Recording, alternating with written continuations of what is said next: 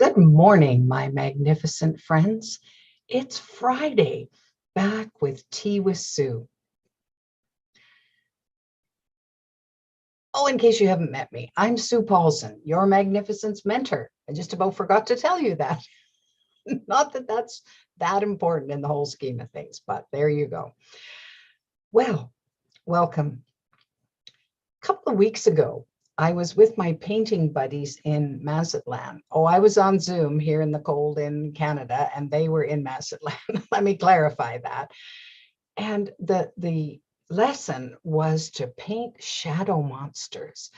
And the idea of painting an aspect of ourselves that tends to live and lurk in the shadows. And sometimes they're pretty scary. Sometimes they're monsters of epic proportions that we do our best to deny or shove away or pretend they don't exist. So we painted our shadow monsters. And I have to say, I was quite bemused by the look of her, because I guess I was imagining, when I think of a monster, I was imagining this really grotesque, ugly, horrible, scary looking creature that might be lurking inside of me. Instead, she looked quite different. So here's my shadow monster. So here she is. She looks quite different, doesn't she? Well, you see the horns and you see the wide eyes and this kind of quirky expression on her face. Well, she was a very young aspect. She is a very young aspect of me. You can see that she delighted in hearts and rainbows and stars and butterflies, but she has grown some horns. So I wondered about that, and I've thought quite a lot about her. In fact, I pasted her up on my wall beside my bed, and every day I get to look at her and think about her a little bit more. So here's what's so interesting about the shadow monsters is that they're aspects of ourselves, right? They're a part of us, and they're always a part of us, I think. Well, this is just one aspect of my shadow self. And when I looked at her, I thought, wow, that reminds me of that little girl that I used to be, who was so bright about the idea of the world and how lovely it was, and was excited about everything, and loved to love and loved to laugh, and was exuberant and just totally engaged in life in a very, very positive way. But then life took a couple of bites out of her here and there, and she began to be a little bit perplexed, like, this isn't what I expected about life. And then she got a little scared. And so she started to grow some horns and grow some claws and find ways to defend herself. Now, her biggest way of defending herself was just to go inside herself and not reveal who she really was, not really share or show. So the energy that she used to put into being excited and exuberant and full of life, she used that energy to just dampen down things, to tamp down things, to shrink inside a smaller container, so people wouldn't think she was too much, so people wouldn't notice her. So she became more and more invisible, because she learned that being that visible wasn't maybe the best thing. And people frowned on that. And those that cared for her, her elders, weren't too impressed with this wild behavior that came out. And it was an era of, children should be seen and not heard, and preferably not seen either, except in appropriate moments. Excuse me. Whoa, that idea is making me cough.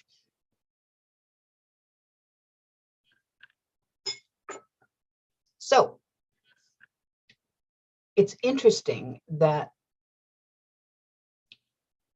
there was a point in time when I felt that functioning in the world happened best if I kept myself small and invisible unless I felt it was safe. Well, over the years, I've learned a whole lot of stuff, and I've learned that, first of all, it didn't really serve me. It served for a while as I was needing to survive until I could grow to be more my own person and making my own decisions and so on. But by then, the pattern was pretty well set. And I learned to suppress or deny pretty well all of my emotions. And I guess secondarily, particularly the ones I consider to be ugly. So I suppressed my anger. I suppressed my fears as much as I could. And I just totally ignored that was a part of me.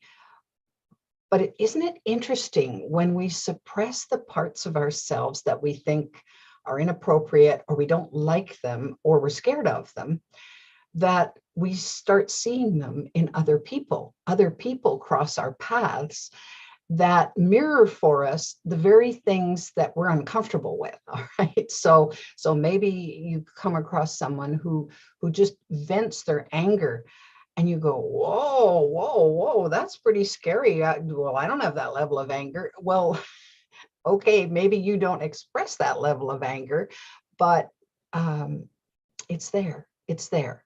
You wouldn't recognize it if you didn't have that in you too. So when I think of when I was going through a divorce at one point, as I was dealing with this boiling over pot of emotions, rage was one of them. And I had no idea that I had that level of anger in me. Like I never like to be even mildly irritated, never mind move right straight to rage. Well, it scared me, but it was important that I allow myself to experience it. So that shadow monster was probably one of those ferocious, really ugly looking beasts, more than I ever could have imagined. And you know what? She's still there. She's still there, because every now and again I get a case of moral outrage when I see something happening that I don't agree with, that I think is not serving our world or not serving other people. And so it's still there. And there are times when it feels appropriate to let that out. Now, I've learned that in lots of cases, it's better to let that out in the privacy of my own surroundings, because I don't want to hurt someone else by venting and by dumping all of what I'm feeling on someone else. So I monitor that, but that's part of the growth process, right? That we learn how to express ourselves in a way that doesn't, as much as we can, that doesn't cause harm to the other people, or at least that's our intention, to not cause harm to other people. So this whole idea of shadow monsters is quite intriguing to me, and you can read. There's lots of sociological books and I'm sure psychological books on the shadow self. I've read a couple of them. I can remember reading Women Who Run with Wolves. That was quite fascinating, looking at archetypes, and so there's a variety of people that have weighed in on this discussion. What I found so fascinating for me is in acknowledging that I have that shadow in me. Well, why is the shadow there? Why isn't it out in the light? What happens if we show that shadow some light? If we shine the light on what it is that's really going on with that shadow self? Well, it's a huge opportunity for healing. It's a huge opportunity for moving through whatever it is that's there. So, for example, when I was going through cancer, my shadow self popped up at one point and showed me that I was not asking for the help I needed because I didn't feel worthy. I didn't feel that I deserved the help that was readily available for me and willingly given. And it kind of set me back because I was a little shocked. I thought, well, don't I feel better about myself than that? Apparently not. So our shadow selves can tell us things and share things with us that we won't get anywhere else because it's inside us. And let's face it, who can deal with that better than us? Because it's part of us. It's an integral part of us that is begging for some kind of release, some kind of relief. And when we take time to do that, the results can be astounding for us. We can move farther, faster, better, more happily, more peacefully. And of course, the biggest, what would I call it? The biggest tool that we have, I think, in dealing with our shadow selves, once we're willing to acknowledge that they're there in the first place, all these different aspects that we'd rather weren't part of us, but they are.